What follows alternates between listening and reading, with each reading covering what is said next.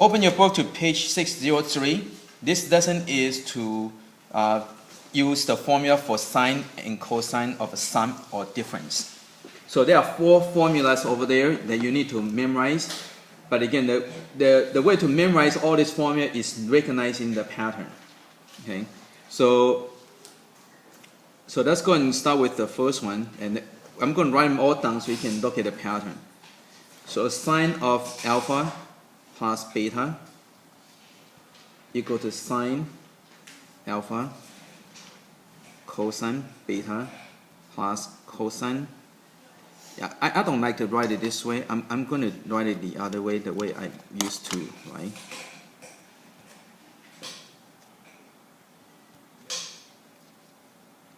So basically what happens when you have a sine, right, you're going to get sine cosine, sine cosine, and you're going to have alpha, beta, and you switch, and this would be the same. Okay. Whereas if you have the subtraction,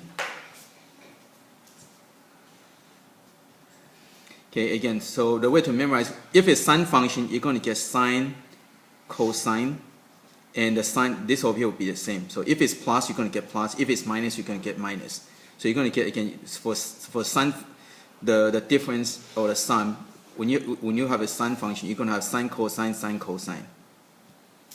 Okay. And then the way to memorize this, after you have that, right, then you're going to have an alpha, beta, and then you have to switch the letters. You're going to beta, alpha. Okay. So again, for sine function, you're going to get sine, cosine, sine, cosine, sine, cosine, sine, cosine. And you're going to get alpha, beta, beta, alpha. You switch the letters. Okay. And over here, the middle, over here, if it's addition, you're going to get addition. Subtraction, you're going to get subtraction. Now for cosine,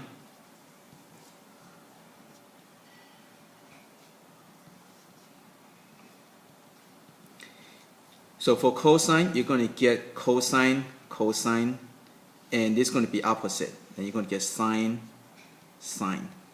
Okay, over here, you're going to get cosine, cosine, and it's going to be opposite. So over here, the sine function is the same. Cosine function is going to be opposite.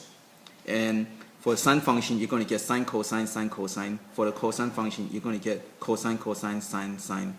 And this would be the sine, sine. Okay, the next thing you have to do is you have to do the letters. Okay, so you're going to get, obviously, you're going to get alpha, beta. Okay, now over here, you're going to get beta, alpha, but since they are the same, you can switch them, right? So again, you're going to get alpha, beta. And over here, again, same thing, you get alpha, beta, alpha, beta. Okay. So notice over here, again, what you want to do is recognize the pattern. Okay, recognize the pattern. For sine function, you're going to get sine, cosine, sine, cosine, sine, cosine, sine, cosine. And it's going to be the same, and you're going to get alpha, beta, and then after that, you have to switch the letters. Okay.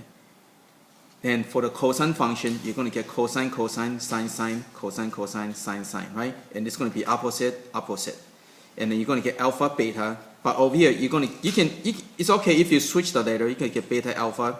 But since these are the same, so you can, doesn't matter which one, right? Whereas over here, you cannot switch, right? Because if you switch the letter, it becomes different. But over here, you can keep the letter alpha, beta. And that's how you memorize it. By memorizing the pattern, it's easier to memorize. Okay. Now the purpose of these is so that, because the trigonometry function is not linear, okay? So for example, if you look at a circle, look at over here. Let's say this is 30 degrees. So sine of 30 degrees is equal to 1/2, right?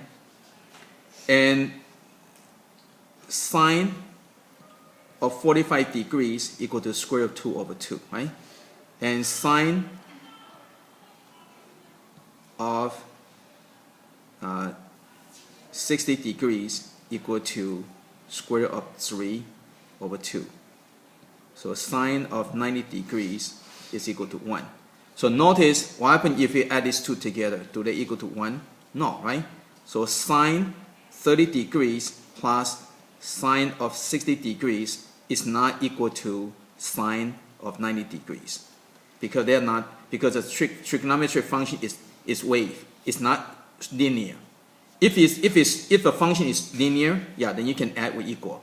But because sine function and trig function or the other trig function is not linear, it's wavy, right?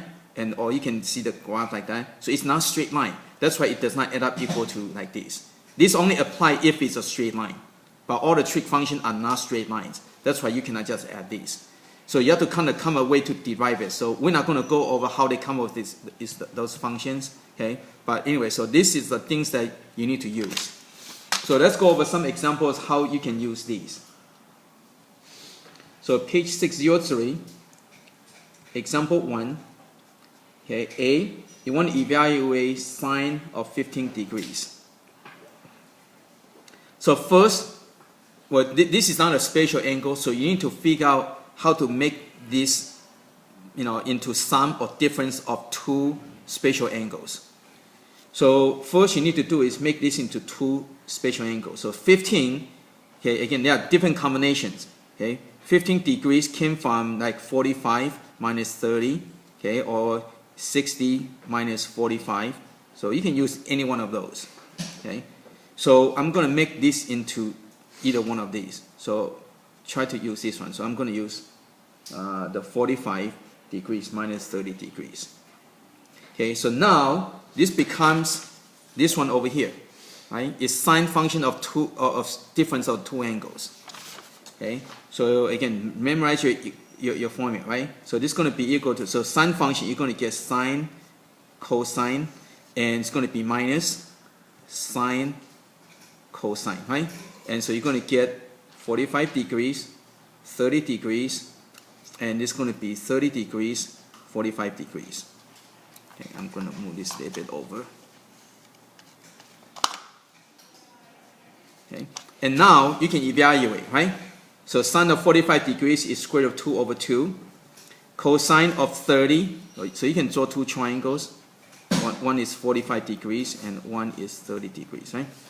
So cosine of 30 is square root of 3 over 2. So make sure you know your spatial angles. And sine of 30 is 1/2.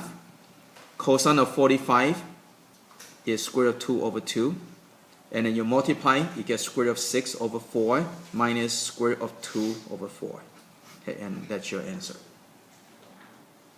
Okay.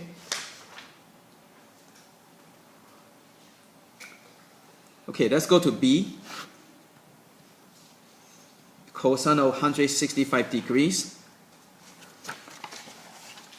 Okay, so again, you want to make into spatial angles.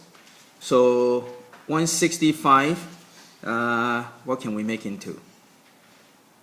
So probably like 45. So this will equal to 120 plus 45, right? So we can do that. Okay, so that's going to do that. So this will equal to cosine of 120 degrees plus 45. Again, you can break into any angle you want, but the angle you need to get to is the spatial angle that you know. Okay, if you go 90 and 75, you know this one, but you're going to get stuck with this, right? Because this is not one of. So you want to get into all the 30s, or the 60s, or the 45. Okay, now 120 is 30, right? 125 is over here, so your alpha would be 60 over here, right? So you're still okay. Okay, so now it's cosine. So you're going to get cosine, cosine, and this would be opposite, and would be sine, sine, right? Okay, so you're going to get 120 degrees, 45 degrees, and this would be 120 degrees, 45 degrees.